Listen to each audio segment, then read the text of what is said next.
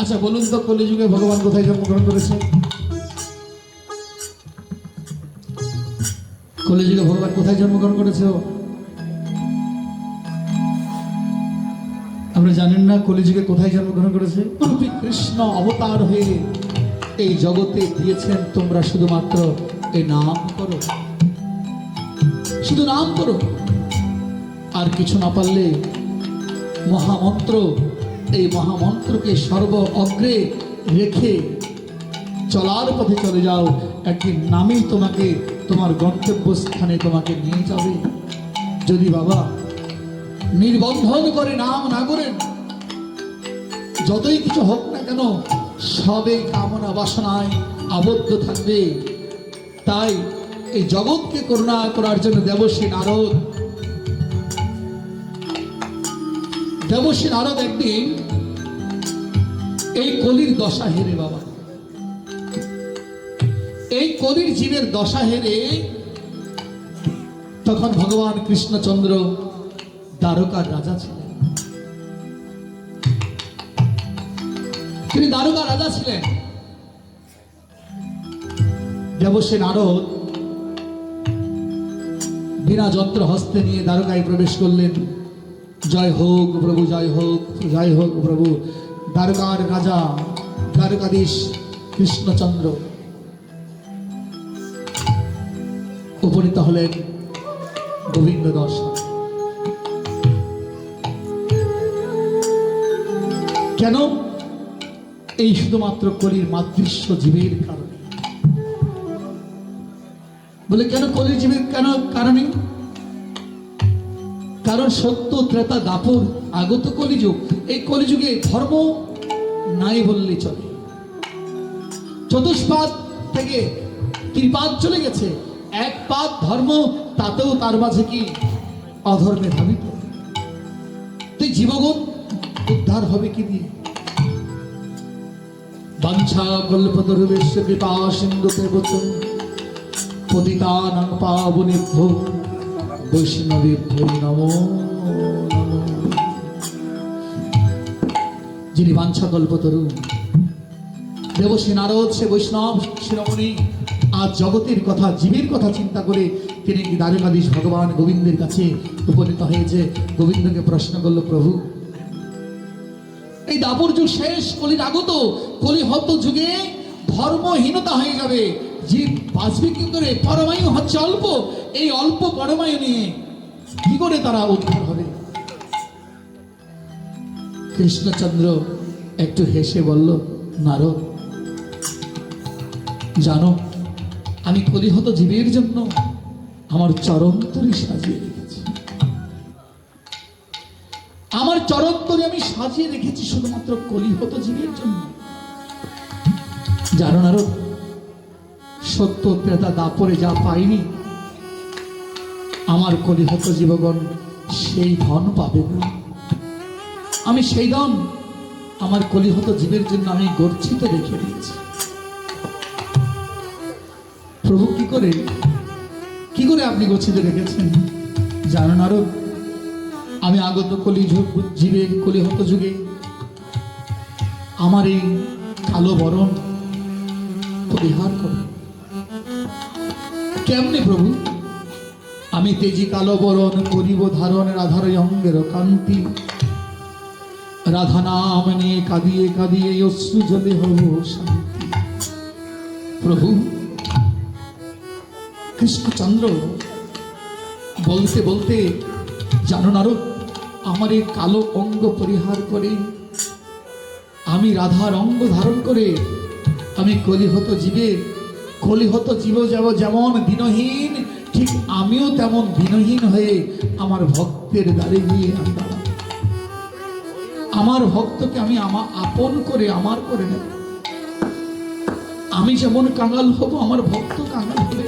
আমার ভক্ত আমাকে ডেকে আমাকে জড়িয়ে ধরে কাছে নেবে। আমি জমিদার হব না, ভগবান হব না। আমার ভগবান নাম কেটে দিয়ে আমি ভক্তাধীন, ভক্তের অধীন হয়ে আমি এই বদ্ধ হয়ে যাব।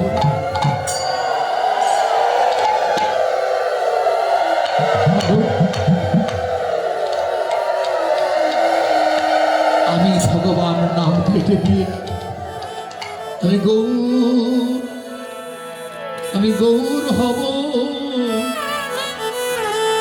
আমি নদিয়ায় গিয়ে গৌর হব, আমি নদিয়া গিয়ে গৌর হব, আমি নদিয়ায় গিয়ে গৌর হব, আমি নদিয়া গিয়ে গৌর হব, আমি নিজেকে দে জগৎ কাঁদাবো, নদিয়ায় গিয়ে গৌর হব, আমি নিজেকে দে জগৎ কাঁদাব, নদিয়া গিয়ে গৌর হব, আমি কৃষ্ণ বলে কৃষ্ণ বলাবো, নদিয়ায় গিয়ে গৌর হব, আমি কৃষ্ণ হয়ে কৃষ্ণ বলাব, নদিয়া গিয়ে গৌর হব, জানো না রো, আমি কৃষ্ণ বলে আমি কৃষ্ণ বলে আমি কৃষ্ণ বলে কৃষ্ণ বলাবো, আমি নদিয়ায় গিয়ে গৌর হব, আমি কৃষ্ণ বলে কৃষ্ণ বলাব, নদিয়া গিয়ে গৌর হব, আমি কেঁদে কেঁদে জগৎ কাঁদাবো, আমি নদিয়ায় গৌর হব, আমি কেঁদে কেঁদে জগৎ কাঁদাব, নদিয়া গিয়ে গৌর হব, জানো নারদ, 3 যুগে এই কলিযুগকে প্রণাম জানাবে, কলিযুগের মতো ধন্য যুগ আর কখনো হবে না। জানো নারদ, ভববিরিঞ্চি বাঞ্ছিত ধন জগতে ফেলিব ঢালি, কাঙালে পাইয়া লুটিয়া খাইবে, হাতে দিয়া করতালি।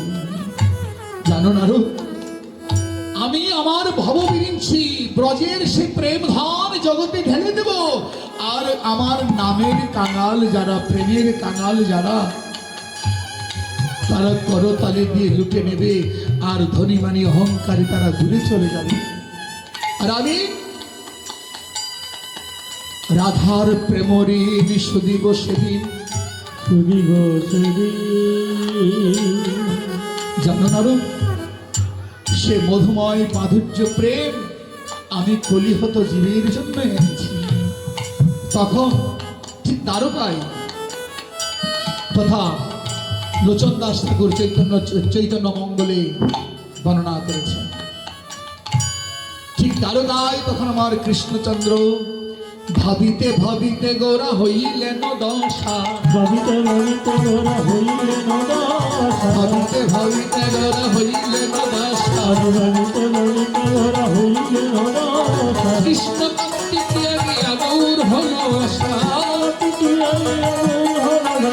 বলে গৌর হলো রে, গৌর হলো রে, গৌর হলো রে, গৌর হলো রে, দ্বারকা পুরীতে আজি গৌর হলো রে, দ্বারকা পুরীতে আজি গৌর হলো রে, দ্বারকা পুরীতে আজি গৌর হলো রে, দ্বারকা পুরীতে আজি গৌর হলো রে, গৌরাঙ্গ রূপ প্রকাশিয়ে দ্বারকা পুরীতে এসে, দ্বারকা পুরীতে এসে গৌরাঙ্গ হলো রে, গৌরাঙ্গ হলো, গৌরাঙ্গ হলো রে।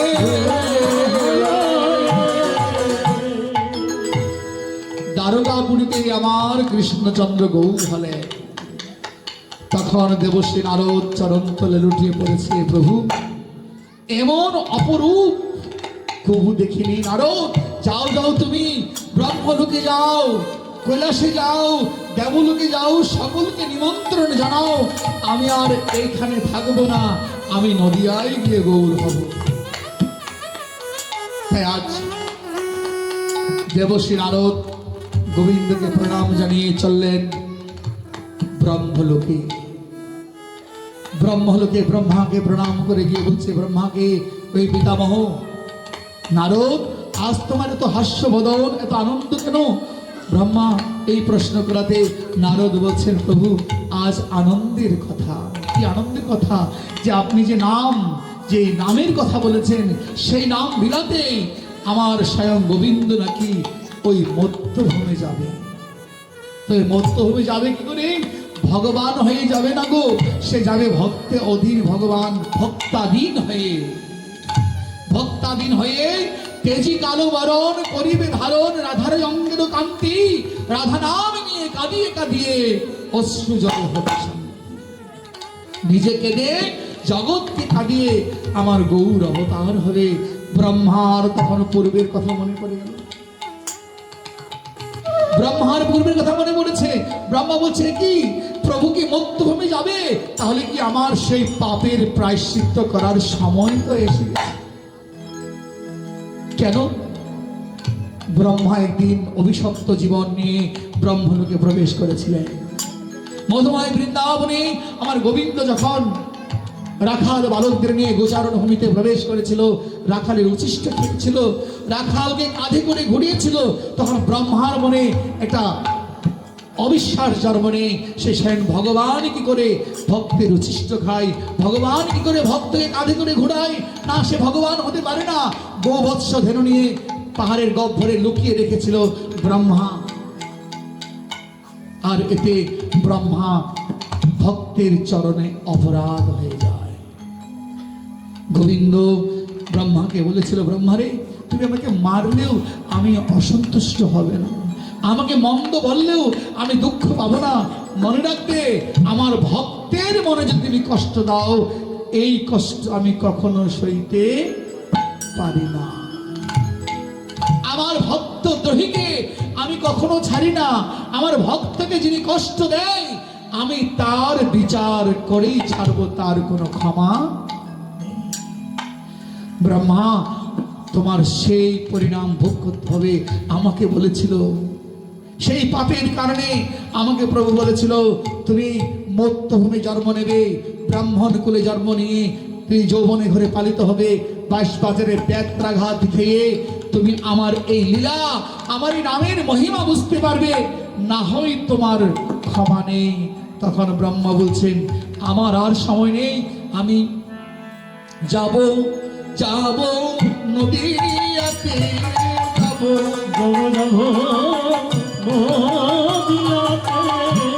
আমি যাব যাব নদীয়াতে, আমি যাব নদীয়াতে, আমি গৌর রূপ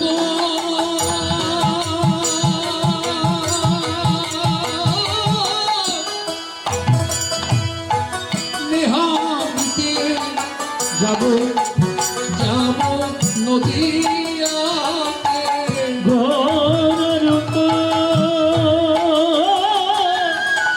হারিতে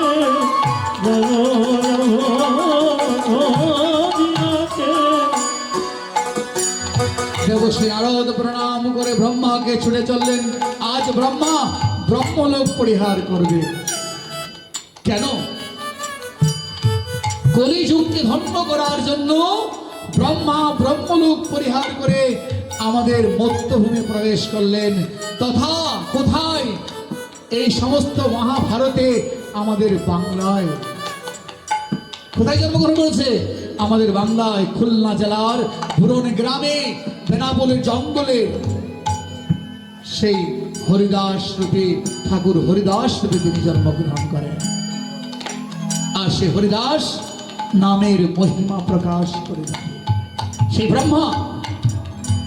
এবার দেবশ্রী নারদ বিনা হস্তে নিয়ে চলিল চলিল চলিল চলিল চলিল চলিল চলিল চলিল কৈলাসে উপনীত হলো, চলিল চলিল কৈলাসে উপনীত হলো চলিল চলিল কৈলাসে উপনীত হলো চলিল চলিল হলো চলিল চলিল ওম নমঃ শিবায় ওম নমঃ শিবায় শিবায় বলে প্রণাম করলেন।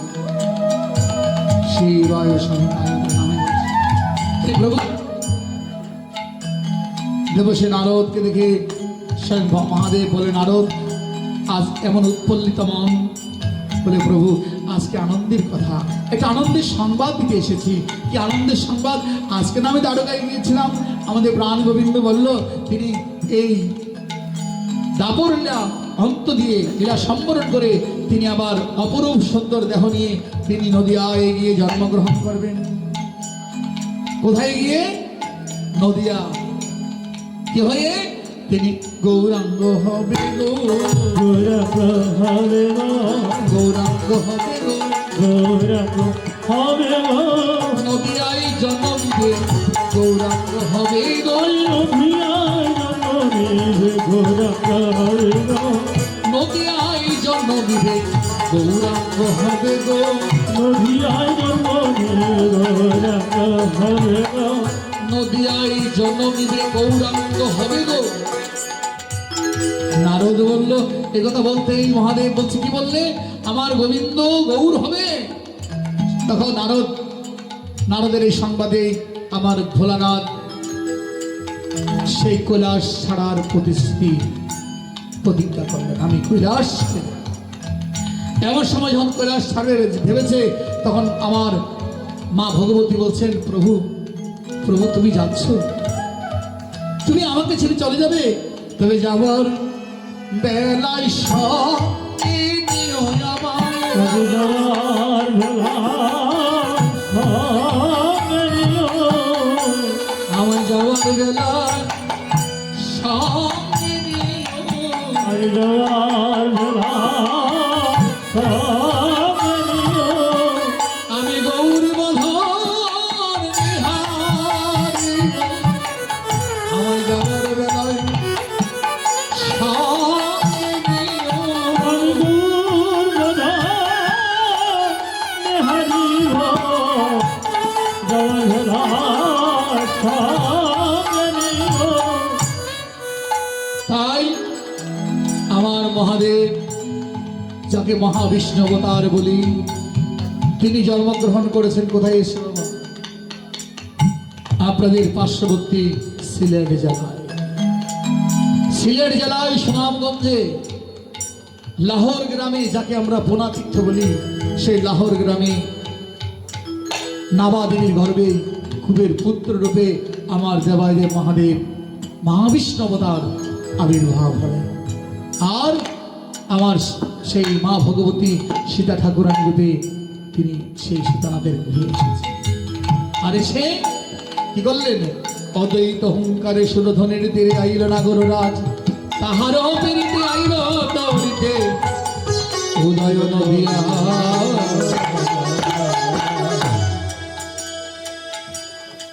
তারা গৌর আসবে জেনে আগেই চলে এসেছে নদিয়ার সামনে থেকে।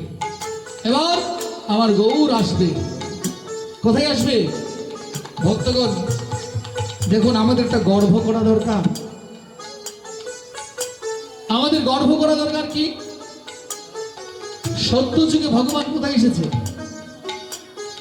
সত্যযুগে শ্রীহরি রূপে, বদ্রী নারায়ণ রূপে তিনি আবির্ভাব হয়েছিল। কোথায়? যেখানে চার ধাম বলা হয়, বদ্রী নারায়ণ শ্রীহরি রূপে আবির্ভাব হয়েছে। এখনো পর্যন্ত সেখানে ওই এলাকার যারা ভক্তগণ তাদের মধ্যে একটা গর্ব আছে যে ভগবান সত্যযুগে আমাদের এই রাজ্যে প্রকট হয়েছে। ত্রেতা যুগে ভগবান কোথায় এসেছে? অযোধ্যায় মর্যাদা পুরুষোত্তম রামচন্দ্র রূপে। এখনো দেখুন, এখনো যদি গিয়ে আপনি ভারতবর্ষের অযোধ্যাপুরীতে বলেন রামকে, আর ওরা বলবে রাম আমাদের গর্ভ, আমাদের ঘরের ছেলে, স্বয়ং ভগবান আমাদের ঘরে এসেছে। আমাদের রাম, তারা রাম বিনে আর কিছু বুঝে না, তারা গর্ব করে রাম আমাদের ভগবান, আমরা অযোধ্যাপুরে জন্মগ্রহণ করে আমাদের ধন্য জীবন। ঠিক তেমনই আপনি যখন বৃন্দাবনে যান, বৃন্দাবনে গিয়ে ব্রজবাসীকে জিজ্ঞাসা করবেন যে কৃষ্ণ তোমাদেরকে, তারা বলবে কৃষ্ণ আমাদের ঘরের ছেলে। কৃষ্ণ স্বয়ং ভগবান আমাদের এই বৃন্দাবনে, এই মথুরা মণ্ডলে জন্মগ্রহণ করে আমাদের গর্ব হয়, আমরা ব্রজবাসী, আমরা কৃষ্ণের বংশধর। আচ্ছা বলুন তো, কলিযুগে ভগবান কোথায় জন্মগ্রহণ করেছে? কলিযুগে ভগবান কোথায় জন্মগ্রহণ করেছে? আপনারা জানেন না কলিযুগে কোথায় জন্মগ্রহণ করেছে? আপনারা জানা নেই আপনাদের কারণ? যে কলিযুগ, এই কলিযুগে ভগবান কোথায় জন্মগ্রহণ করেছে আপনাদের জানা নেই? কোথায় জন্মগ্রহণ করেছে? ভারতে নাকি বাংলায়? চিন্তা করুন, স্বয়ং ভগবান কলিযুগে আমাদের বঙ্গে জন্মগ্রহণ করেছে। বলুন তো, আমরা বঙ্গবাসী ধন্য? আমাদের কি গর্ব হওয়া দরকার নাকি নয়? আমাদের মনে আছে? আমাদের কি মনে আছে সে ভগবান যে আমাদের গৃহে, আমাদের বংশে, আমাদের বঙ্গে এসে জন্মগ্রহণ করেছে, আর তাকে আমরা চিনি না, অনেকে তাকে আমরা জানি না, সেই মর্যাদা আমরা তাকে রাখতে পারি না। কৃষ্ণ বলে ডাকি, কিন্তু গৌর বলে আমরা ডাকি না। কিন্তু আজ স্বয়ং ভগবান কৃষ্ণ মূর্তি রূপ ছেড়ে দিয়ে রাধা কৃষ্ণ মিলিত তনু হয়ে আজ আমাদের বঙ্গে, যার পূর্বাশ্রম আমাদের বাংলায় সিলেট জেলায় পূর্ববঙ্গে, তিনি পরবর্তীকালে হয়তো পশ্চিমবঙ্গে গিয়ে নদিয়ায় গোদ্রম দ্বীপে, নবদ্বীপে তিনি প্রকট হয়েছিল। কিন্তু আবির্ভাবকাল হচ্ছে তার পূর্ব জন্মস্থানে হচ্ছে, পৈতৃক জন্মভূমি হচ্ছে আমাদের বাংলায়।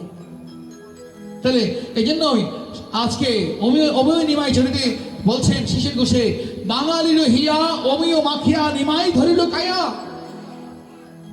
এই বাঙালির হিয়ার মতো আর এই যুগে কোথাও এরকম সরল মনা মানুষ নেই। আপনি বৃন্দাবনে গিয়ে দেখেন, বৃন্দাবনে যত মন্দিরের মহারাজগণ আছেন সবাই কিন্তু বাংলাদেশি। প্রায় মন্দিরের পূজারীগণ বাংলাদেশি, মহারাজগণ বাংলাদেশি, আর গৌর হচ্ছে আমাদের বাঙালি। আর গৌরে আমাদের এই কৃষ্ণ প্রেম বিলিয়ে দেওয়ার জন্য আজকে আমাদের মাঝে এসেছে। কি দেবেন? বলছে নাম দেব। কি নাম দেবে? কার নাম দেবে? এখানে আমাদের একটু বোঝার বিষয় রয়েছে যে গৌর হরি আমাদের নাম দিতে এসেছে। বলে এই নাম আমি সত্যযুগে একবার দিয়েছিলাম। সত্যযুগে, সেই সত্যযুগে ভক্তদেরকে শ্রীহরি রূপে আমি প্রকট যখন হই, আমি ভক্তদের মাঝে বিলে দিয়েছিলাম, তোমরা জপো, তোমরা জপো সবে নারায়ণ পরা বেদ, নারায়ণ পরাস্পর, নারায়ণ পরা বেদ, নারায়ণ পরা নারায়ণ পরা বেদ, নারায়ণ পরাস্পর, নারায়ণ পরা বেদ, নারায়ণ পরাবতী, নারায়ণ পরাবতী, নারায়ণ পরাবতী, নারায়ণ পরাবতী, হরে নারায়ণ পরাবতী, নারায়ণ পরাবতী, নারায়ণ পরাবতী, নারায়ণ পরাবতী, নারায়ণ নারায়ণ নারায়ণ, হরি নারায়ণ নারায়ণ নারায়ণ, বলো নারায়ণ নারায়ণ নারায়ণ, বলি নারায়ণ নারায়ণ নারায়ণ, জীবন নারায়ণ নারায়ণ নারায়ণ, জীবন নারায়ণ নারায়ণ নারায়ণ, বলো নারায়ণ নারায়ণ নারায়ণ, জীবন নারায়ণ নারায়ণ নারায়ণ, আমি নাম সত্যযুগে দিয়েছিলাম নারায়ণ পরা বেলা, নারায়ণ পরাস্পরা, নারায়ণ পরাগতি, নারায়ণ পরা মুক্তি। আর ত্রেতা যুগে আমি এসে দিলাম রাম নারায়ণ কৃষ্ণ, রাম নারায়ণ বৈকুণ্ঠ বাম নাম নারায়ণ, বৈকুণ্ঠ বামন নারায়ণ, রাম নারায়ণ বৈকুণ্ঠ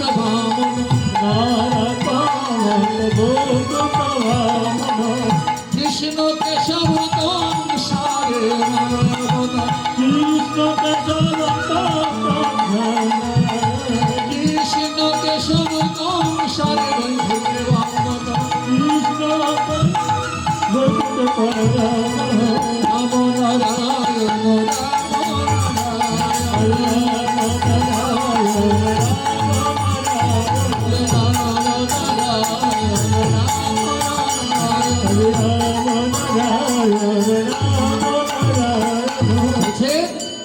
রামন্ত নারায়ণ কৃষ্ণ রাম নারায়ণ কংস নিষেধন কৃষ্ণ কেশব কংসারে হরে বৈকুণ্ঠে বামন। আমি এই নামটা ত্রেতা যুগে জগতের জন্য দিয়েছিলাম, যাতে ত্রেতা যুগের জীবগণ উদ্ধার হতে পারে। জানো, আমি সেই নামকে আবার মন্থন করে আমি দাপর যুগে এনে দিয়েছি। দাপর যুগে কি বলেছে? হরে মুরারি মধু কৈটভারি গোপাল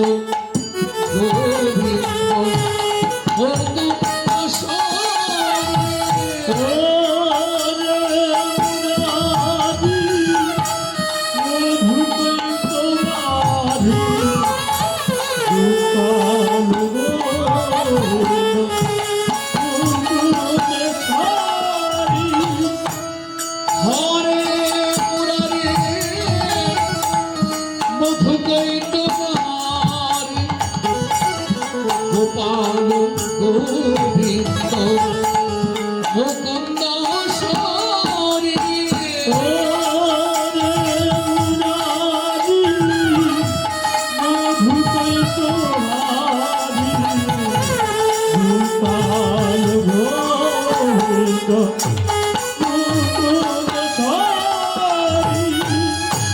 যজ্ঞেশ্বরে নারায়ণ কৃষ্ণ কৃষ্ণ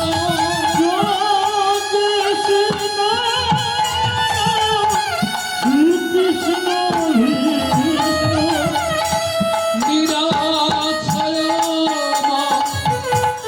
জগদীশ